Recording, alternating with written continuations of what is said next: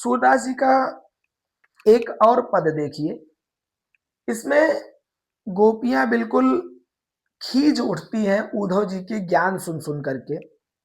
और जैसे होता है ना कि जब इंसान कहीं पे कोई बात, आपके गांव में कोई झगड़ा शुरू होता है, कोई बात समझाना शुरू होता है, तो धीरे धीरे लोगों की एक भीड़ जुट जाती है वहां पे। और तब लोग एक दूसरे से ना, का गांव कहातिन फुरौलिया झुठौलिया कराने लगते हैं। तो उसमें होता क्या है,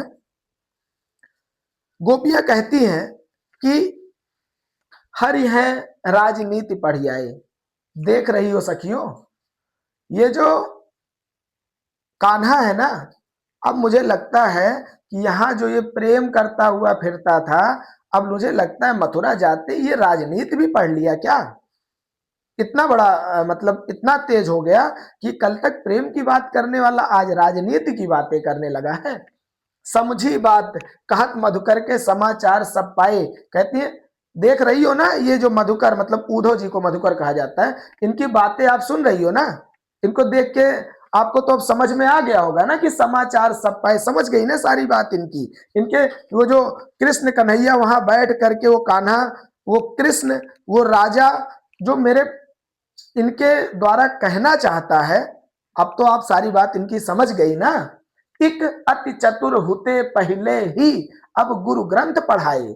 एक तो पहले ही बहुत चालाक था, मतलब पहले ही अपने प्रेम में इस तरह से सबको लपेट करके चला गया, और अब क्या कर रहा है, अब गुरु ग्रंथ पढ़ाए। एक बार प्रेम जब किसी से हो जाता है ना, तो इसके बाद में ज्ञान कोई काम नहीं आता है। आप लोगों ने बहुत सारी कहानियां आपस में भी अगल बगल भी देखे होंगे कि लोग कहते हैं ना कि प्यार अंधा होता है।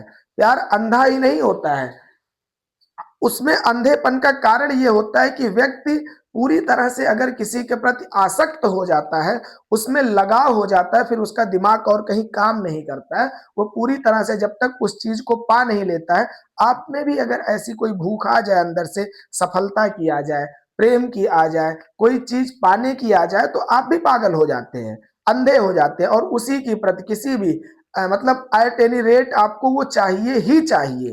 और ऐसी लगाओ ही वही कह रहे हैं कि एक अतु चतुर भय होते पहले ही, एक तो पहले से ही बहुत चालाक था, अब गुरु ग्रंथ पढ़ाए, अब तो भैया पढ़ लिख भी लिया है, राजनीतिज्ञ हो गया है, और अब राजनीति इनके द्वारा भेजा है उद्धव जी के द्वारा। बड़ी बुद्धि जानी जो उनकी जोग संदेश पढ़ाए।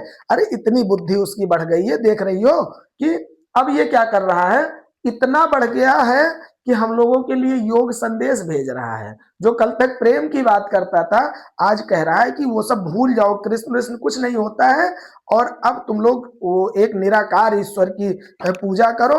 और ये देखो उद्धव जी उसके ब्रांड एम्बेसडर हैं, उनको बना करके भेजा है कि जाओ और उन लोगों को सिखा दो, ऐसा कुछ सिखा पढ़ा दो जिससे कि वो हमें भूल जाए और पूरी तरह से उस निर्गुण ईश्वर के उपासक हो जाएं। बिल्कुल ऐसे जैसे होता नहीं, एक के बाद दूसरा संवाद लोग ऐसे घेर लेते हैं, लोग झगड़ा होता है कहते हैं देखते हैं भैया कैसे झगड़ा, इनके गलती ना है बा। तो उसी तरीके से उद्धव भले लोग आगे के परहित डोलत धाये, कह रहे हैं कि उद्धव जी कहते हैं उद्धव भले लोग आगे के परहित डोलत धाये। इसका मतलब कि ये जो उद्धव जी हैं वो कहते हैं कि मतलब गोपियां कहती हैं कि हम लोग तो भोले भाले लोग हैं जो कि इस मतलब श्री कृष्ण के कहने के अनुसार ही उसके लिए हमेशा लगे रहते हैं, उसके प्रेम में हमेशा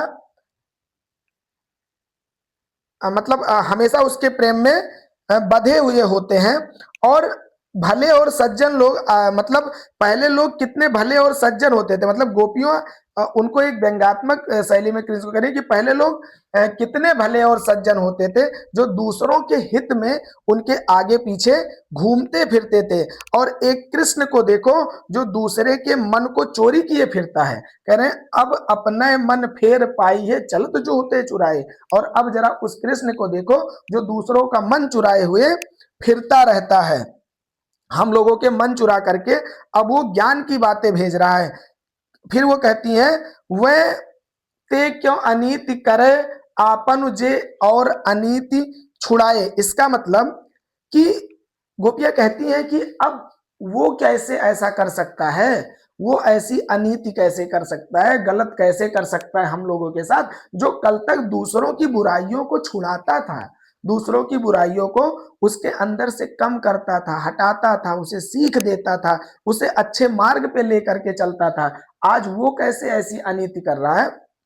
उद्धव जी, मुझे तो ये बात समझ में नहीं आती है। और गोपियों देख रही हो, क्या ऐसा कभी वो कृष्ण कर सकता है? उसी में आपस में एक दूसरे से पूछताछ और आपस में अपने दुख को व्यक्त करती हैं गोपियां और कहती हैं लास्ट में रुआसे मन से कि राज धर्म तो यह सूर जो प्रजा न जाहि सताए। गोपियां कहती हैं कि सूरदास जी अपने पद में अंत में लिखते हैं कि सूरदास जी भी इस बात का समर्थन करते हैं गोपियों के साथ में कि ठीक है, कृष्ण ने राजनीति सीख लिया, बहुत चतुर हो गया, ज्ञान भेज रहा है, सब कुछ ठीक है, लेकिन देखिए उद्धव जी, हम तो एक ही चीज जानते हैं कि राजधर्म, एक ही लाइन में हम ये जानते हैं कि राजधर्म तो यह सूर जो प्रजा न जाए सताए। अगर वो कृष्ण इतना पालन कर ले, एक राजा राजनीतिज्ञ भी बहुत बड़ा हो जाए, तो भी उसे ये पहला कर्तव्य समझना चाहिए कि राजा वही सफल है जिसके राज्य में एक भी प्रजा दुखी ना हो, और उस कृष्ण के कारण हम लोग दुखी हैं, इसलिए उसकी राजनीति सफल नहीं है। तो वही कह रहे हैं कि राजधर्म तो यह सूर्य प्रजा न जाए सताए। गोपियां कहती हैं कि आप ही बताइए उद्धव जी, राजधर्म क्या कहता है? यही तो कहता है कि राजा अच्छा वही है जिसके राज्य में कोई भी प्रजा दुखी ना हो, और हम उस कृष्ण के लिए ही उसके राज्य में दुखी हैं। आखिर में ब्रज क्षेत्र पूरा मथुरा के ही अंदर आता था ना, तो इसलिए हम उस आपके इस योग को मानने वाले नहीं है। मुझे इस बात का विश्वास नहीं है कि मेरा कृष्ण ऐसा कर सकता है। इसे आप अपने शब्दों में और थोड़ा सा विस्तार करके लिख सकते हैं। कोशिश करिएगा जब इसको लिखिएगा तो कुछ उपमेय, उपमान, विशेषण, विशेष्य ऐसे पदों का प्रयोग करते हुए लिखेंगे तो आपका आंसर और भी अच्छा हो जाएगा। ठीक है, बहुत बहुत धन्यवाद। ऐसे ही पढ़ते रहिए। हिंदी भी अब कुछ दिन चलाते हैं, थोड़ा आप हिंदी में भी कुछ चीजें पढ़ लीजिए। कभी कभी जीवन परिचय भी इस पे हम लिखाएंगे, आपको लिखने का तरीका बताएंगे कि जीवन परिचय लिखना कैसे आपको अगले वीडियो में।